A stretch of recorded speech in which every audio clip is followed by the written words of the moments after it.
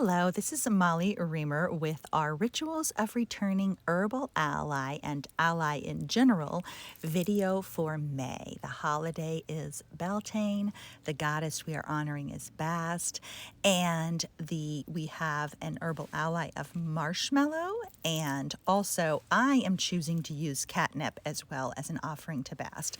We have an Animal Ally of Beaver, and we have a Crystal Ally of Rhodonite. I am using the Goddess Oracle by Amy Sophia Marashinsky, as well as my own Story Goddess Oracle card. These three decks are part of the illustrated series by the Wild Wisdom illustrated series by Maya Toll, which I love and have been using all year.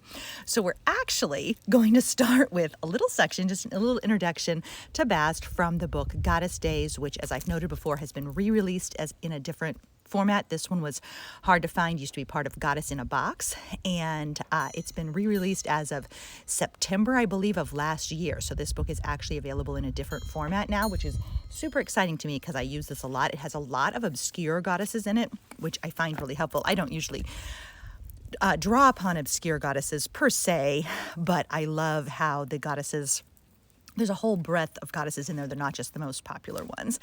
And so I wanted to start with a little section about Bast or Bastet. Bastet. Bast, some people say Bas or Bass, some people say. I'm going with Bast, rhymes with last, and we'll see how we do. So anyway, a little introduction to Bast. Bastet or Bast, the ancestral mother of all cats, is the goddess of joy, dancing, music, and play. She holds a sistrum or rattle in her right hand and a cat protective totem in her left. She is closely associated with Diana, goddess of the moon, which I actually hadn't heard in other settings, but that was mentioned in this Goddess Days book. I also have my little bell in a nod to Bast's rattle or sistrum there. I've actually made my own sistrum before with my friends, and that it can be a powerful practice as well. If you find a forked stick and you string wire through across the forked part of it and then hang little jingly things on it, you can make your own sistrum. So I've done that before. My husband actually made one too. Anyway, sorry, that was a little diversion. And so the core message from Bast is to find pleasure in the small moments. Playfulness enriches everything. So an affirmation for this month might be, I allow playfulness to enrich my life. It might also be, I find pleasure in the small moments. So, let Bast, the goddess of pleasure, lead your way. There are many rousing roads to take. The root word of pleasure is please. When you focus on what truly pleases you, you are following a recipe for wholeness of body, mind, and spirit. So another affirmation could be, I follow what pleases me. Have faith in the spirit of laughter and good humor. Your wit and wisdom are deeply linked, and once engaged, they can change the course of energy for a delightful experience.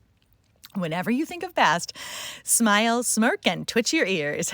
You are rich in so many ways. Another affirmation could be, I am rich in so many ways. The sources of income are revealed in a lighthearted conversation.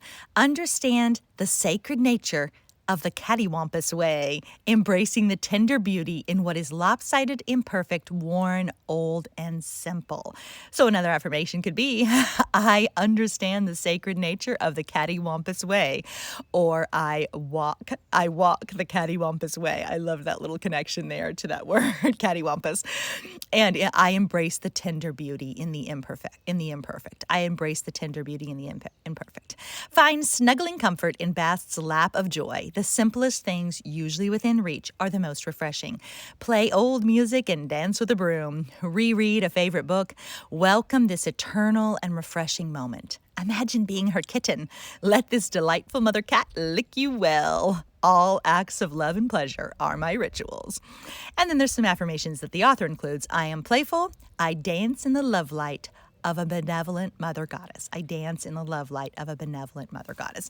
So our theme for this month is love. So let's dance in the love light. And the affirmation from this card actually is, I'm just going to go with this right now. I am rooted in love.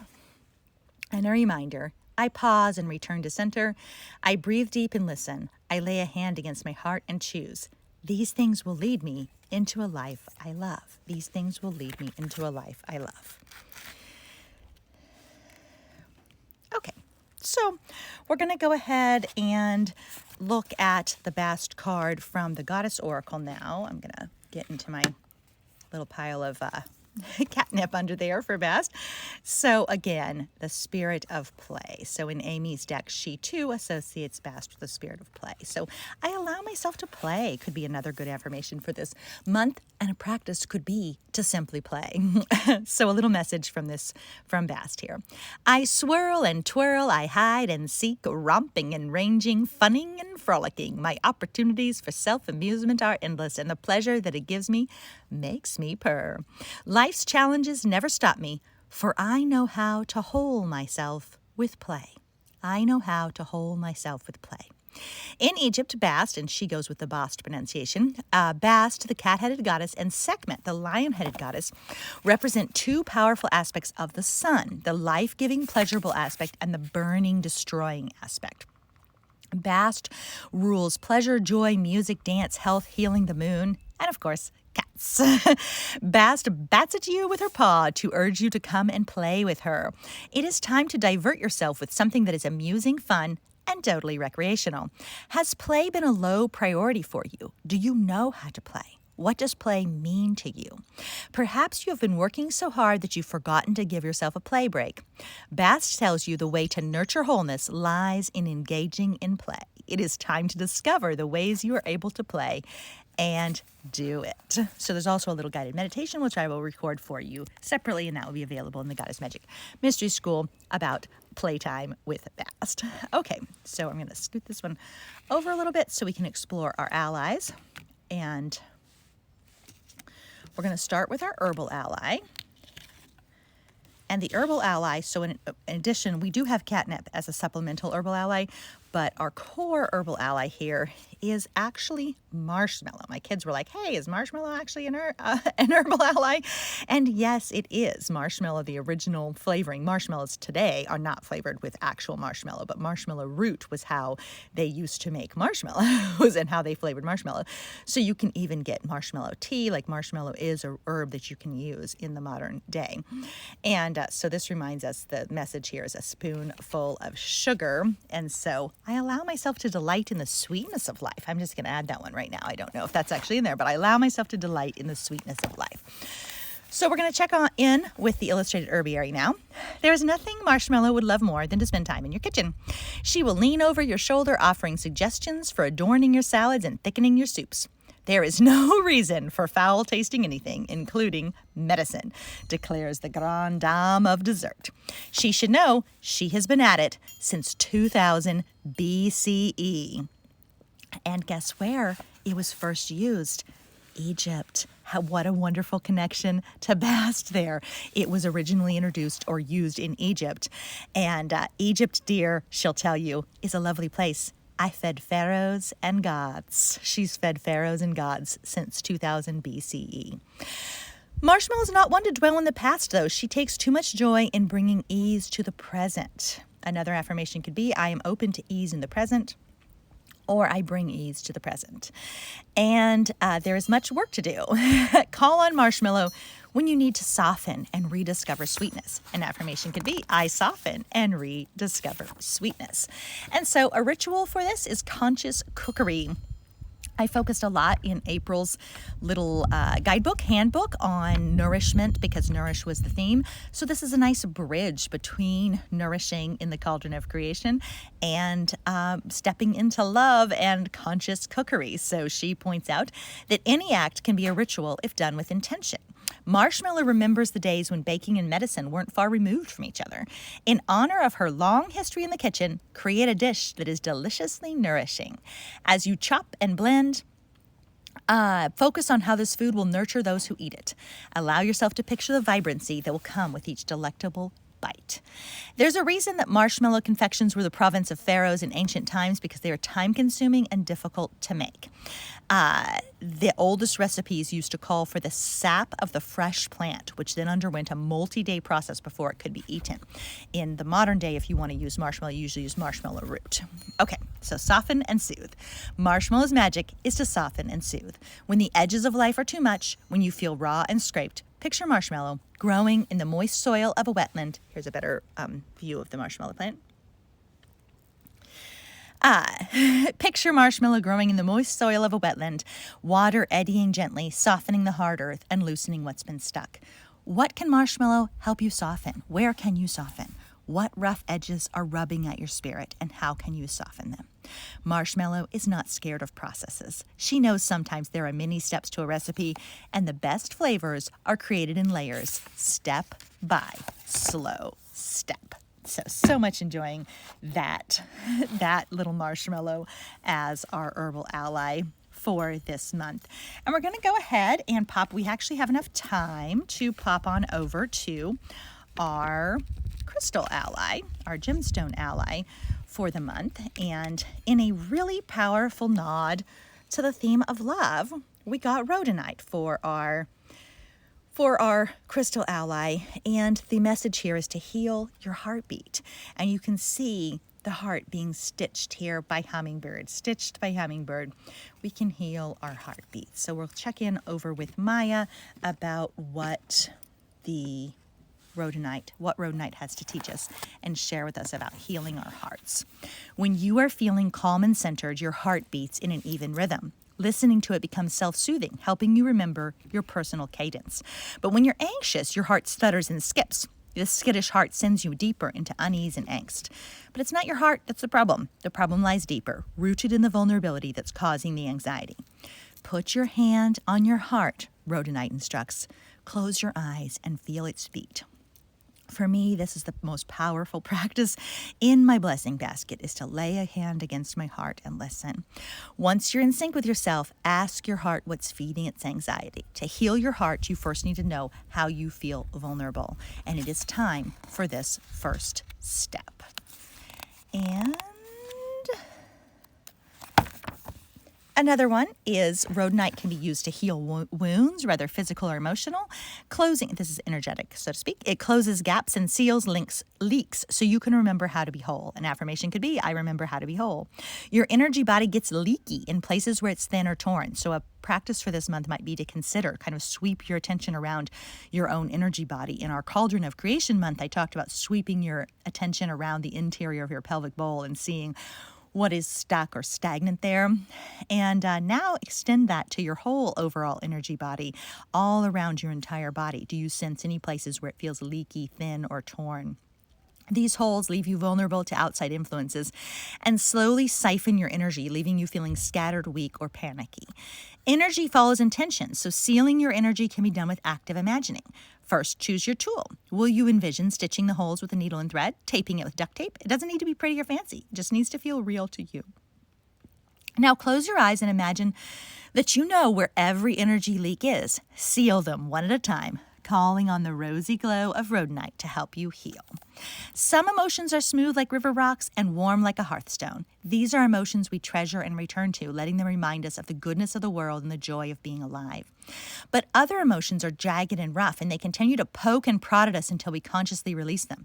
Anger and resentment are like this, and nurturing them can create wounds and energy leaks. While the original hurt may be precipitated by someone else, when you hold tight to these clawing emotions, you are harming yourself and injuring your own heart. If you need to cut a cord between you and someone or something in your past, you may want to try a cord cutting ritual, which we did with Lilith at the end of December. So you may wish to revisit the cutting of the cords.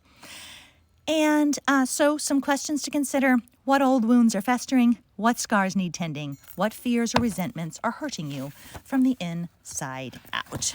And we're actually going to go ahead and keep going. I was thinking of possibly saving. I didn't know until this exact minute whether I was going to save our animal ally for the next video or whether I was going to go ahead and use it. And I'm actually going to go ahead and use it. I like these videos. These the ally videos are a little longer than some of my other ones because it's kind of our picture, our overview of the whole month and our themes, and then it gives us time to think about and explore these questions and ideas throughout the month. And so I'm going to go ahead and pull in the beaver card as well. So this is Make Manifest. And we will again see what Maya has to say about the beaver card. And it is this. Beaver doesn't just sit around thinking. He plans and then executes, carefully damming up waterways to construct the ponds and swamplands where he builds his island home. That home is a marvel of modern engineering with an underwater entrance, snug dry bedrooms, and plenty of storage for winter foodstuffs. Beaver knows how to fundamentally change landscapes. So call upon Beaver when you are ready for foundational change, whether remaking an inner landscape or creating something new in the world at large. Beaver teaches us not only how to make manifest, moving from thought to reality, but how to plan for the future. Whatever you hope to accomplish, call on Beaver's medicine to help you go from idea to done. And so a practice suggestion is to create an altar, which I'm sure you probably already have one, but an altar is a place for honoring, meditation, reflection, and dreaming. And find a place. I have multiple altars, and I actually find the most effective ones are the portable ones where the aspects move with me. So I use my own goddess grid here. It comes with me. I take it to my own circles. I use it for these rituals. I reset it for holidays with my family. I use it often. And then candles, the bell, the cards, the little pieces I move.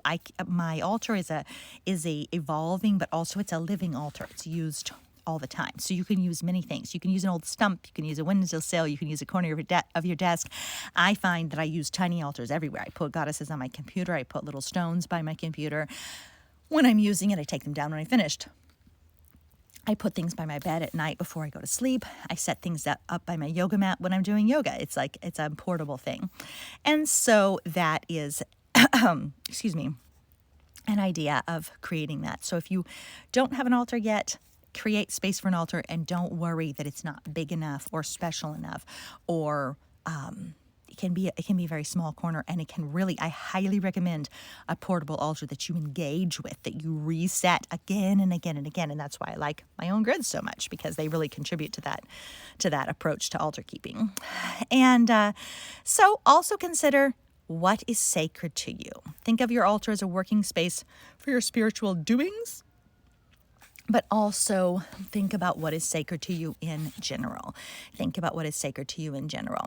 And that is ideally how we live our lives, is by keeping what is sacred, picking up what is sacred, centering what is sacred, and kind of letting the rest go. And so anyway, that's our message from Beaver. And we're going to close with a very short little poem from our Story Goddess Oracle card for Bast. Listen, I am fierce and wild. I play with the sun. I devour fear and roar. So may you be playful this month. May you pause to listen to your heart, and may you savor sweetness. Thank you so much for being here. Keep living your magic, everybody. Bye-bye.